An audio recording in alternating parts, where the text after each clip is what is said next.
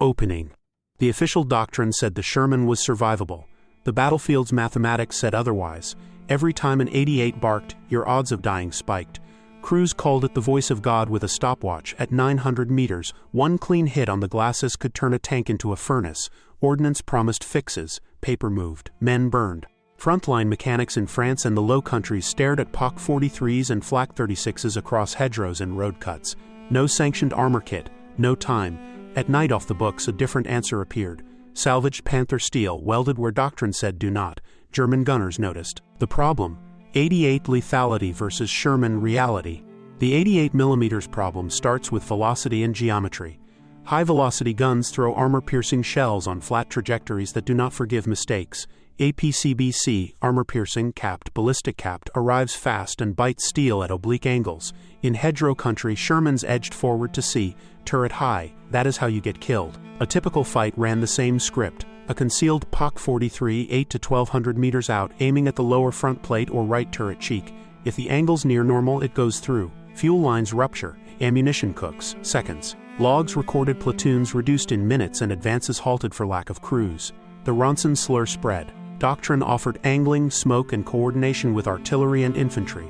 Reality pushed back. Hedgerows blocked flanks, artillery lagged, and roads funneled tanks into predictable lanes.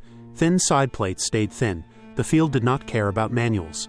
Official fixes lived on paper. Crews improvised with sandbags and track links. Ordnance warned about weight. Men kept dying, so the front kept the weight. Sandbags helped against shaped charges, not 8-8 penetrators. Track links might strip a cap, but against full-bore APCBC at 1,000 meters, odds barely moved. Weight punished VVSS bogies. Nothing better was coming fast. Meanwhile, in motor pools after dark, mechanics listened to where hits landed and thought in angles, not memos. If defeats came from clean, near-normal impacts on predictable aim points, the glacis and the right cheek, could they change the shot's behavior without waiting for permission? Headquarters debated weight. The night shift rolled torches to the fence line. The illegal weld, salvaged Panther steel and field applique.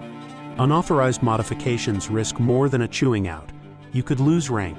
You could face charges. But in the line, nobody asked for paperwork when a loader walked back alive. Mechanics started with what the battlefield offered. Wrecked Panthers, quality rolled homogeneous plate, thick, hard, already shaped to defeat the very shells killing Shermans. Under blackout, cut crews pried off sections from glacis knuckles and turret skirts. Edges were beveled for bite. Plates were preheated so arc on cold steel did not turn brittle. The design looked crude. It was not. They aimed for spaced armor, not just more steel but a gap. Air is a weapon if you use it right. Standoff can strip a cap, yaw a penetrator, and bleed energy before the main plate. They floated Panther plates off the Sherman's glacis with scrap spacers, track pins, angle iron, then stitched seams. Suspect beads got bolts. They went surgical. Weight is a tax. They reinforced the right turret cheek, the area around the gunner's periscope, and the hull nose at the transmission housing. Overhangs stayed short to protect VVSS bogies and avoid twisting turret balance.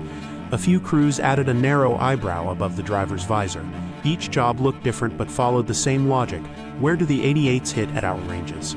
Wet stowage helped, but APCBC did not care. The goal was not invincibility, it was disruption. Strip the cap, force yaw, turn a neat punch into a smear. Spall stays lower, men live. Then came results. A platoon took 2 strikes at 900 meters.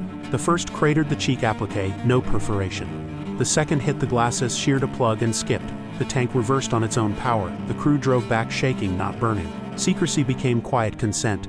Officers saw chalk X's where hits landed and held, wrote maintenance, and filed photos as repairs. The memo trail called the plates additional shielding. Ordnance pushed back. Chassis weight, turret ring wear, trunnion stress. Mechanics countered with selective placement, minimal overhang, and short weld runs to control heat. They avoided quenching. Hot armor turns glassy and shatters.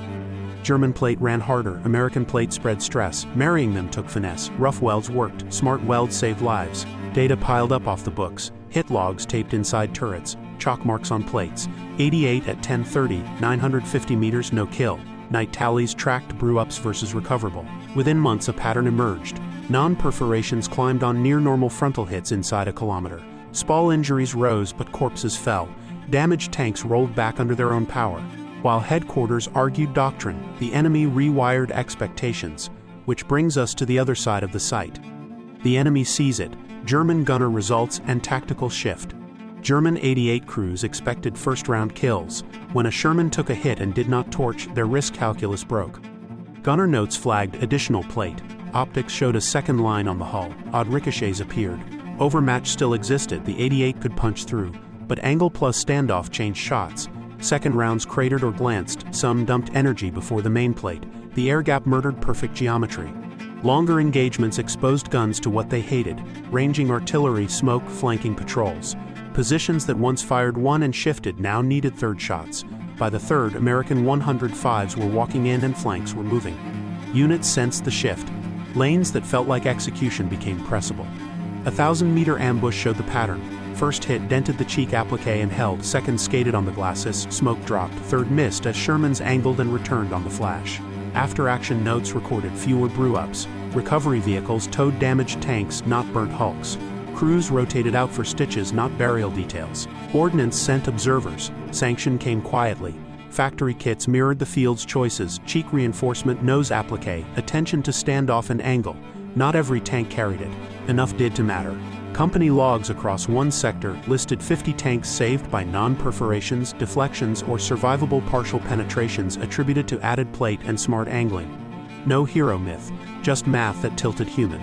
Doctrine adjusted in small but decisive ways. Emphasis on hull angling increased. Fire and movement tightened.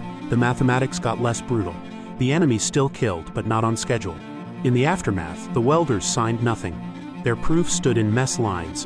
Across the sight line, German gunners added a beat before pulling the trigger and learned that even the best gun can be robbed of certainty by 2 inches of air and a stubborn weld. Conclusion: unauthorized welds delayed. Enough for crews to survive, enough for tactics to shift, enough for observers to quietly copy what the night shift proved. The mathematics got less brutal because men with torches ignored paperwork. If this helped you see the battlefield from the motor pool, subscribe. Watch next: the ridiculous plumbing fix that kept R-335s from torching themselves in the Pacific.